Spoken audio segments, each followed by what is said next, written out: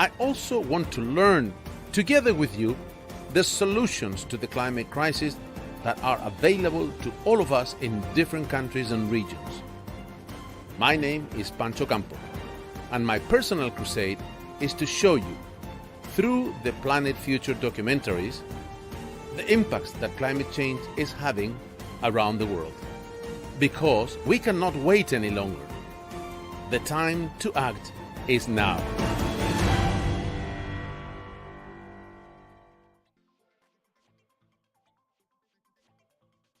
The Office of Resilience is a natural progression for Miami-Dade County as we became to realize the long-term impacts of global warming and the change in the climate.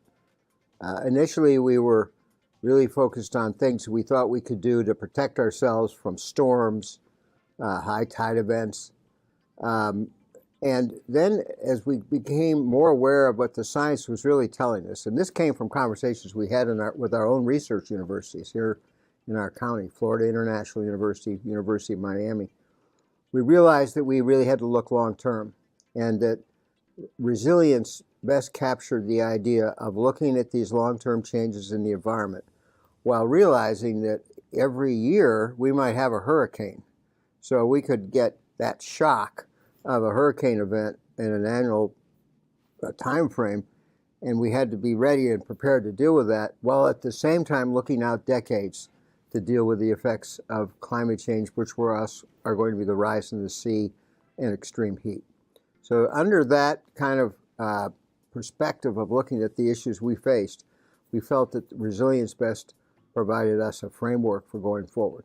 Well, our department in this county government is relatively small. So we're sort of I call us an in-house consulting firm.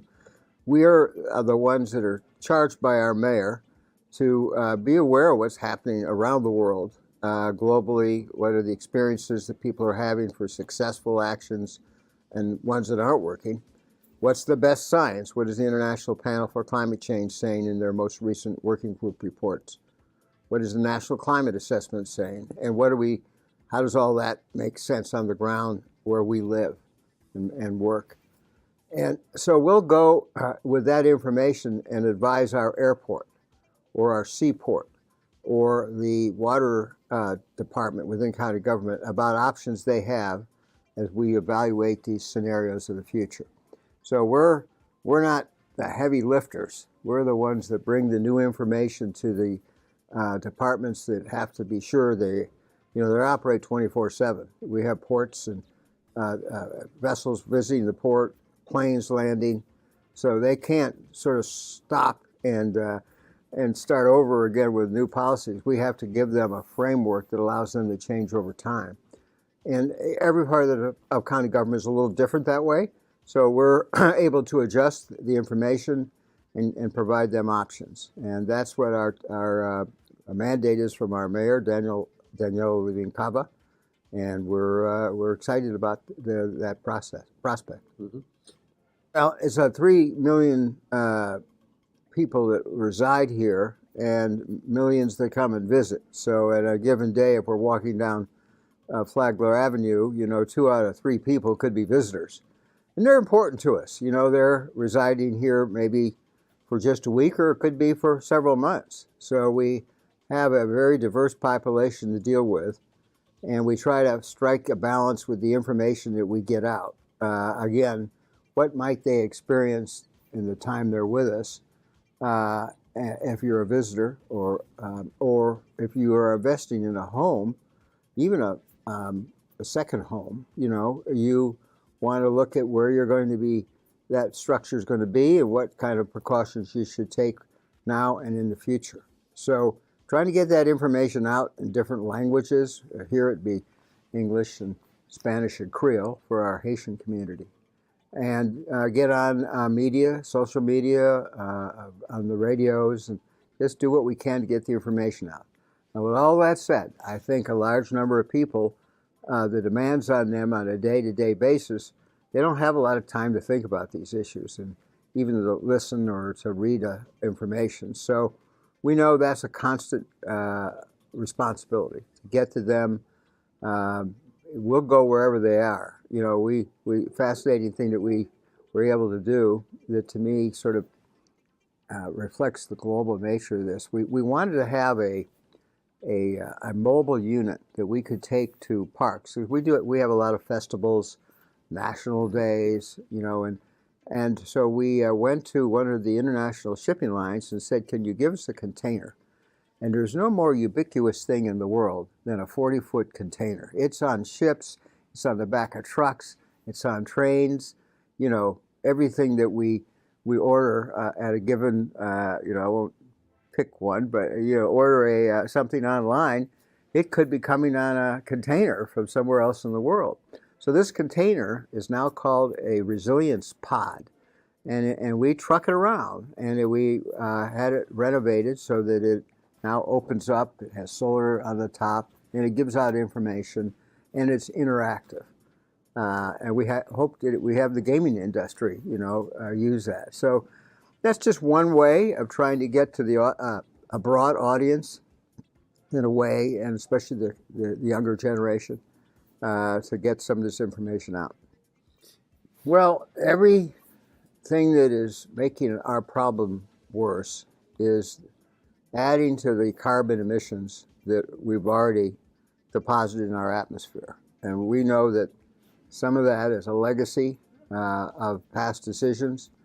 We can't do a whole lot about them. We will have to live with those, the effects of those emissions. But as we go forward, if we don't reduce those emissions, it's going to make the problem even worse. And that's what the science is telling us. So we have got to find ways, and in a county government that has a $9 billion budget, there are a lot of ways to do that. And so even though an electric vehicle may cost a little bit more at the front end, you know, making that decision to buy those vehicles and get the charging stations lined up so that they can be in use when the vehicle has to charge.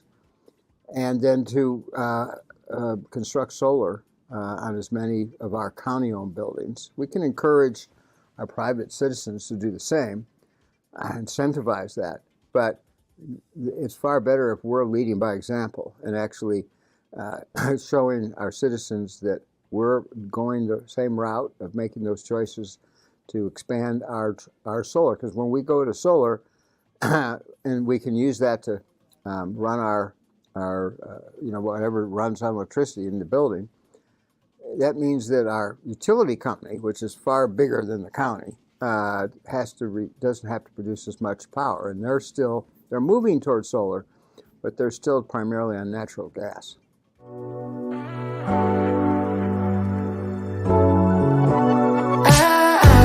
Got me upside down, spinning around you. Wanna taste the.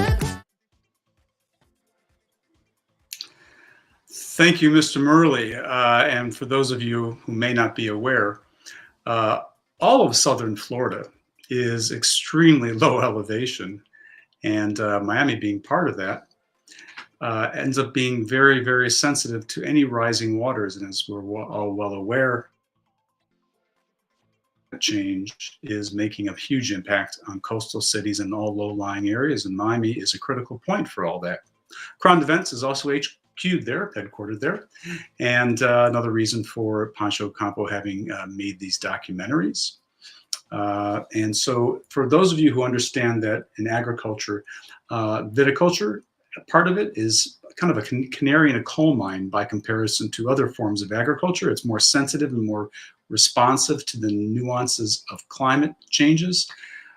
So is that of southern Florida and Miami, being more sensitive to the impacts of climate change than a great number of areas, such as my location here in New York's Hudson Valley. So onwards with our program, and now we're going to go into that session on biodiversity, moderated by Berta Johnson.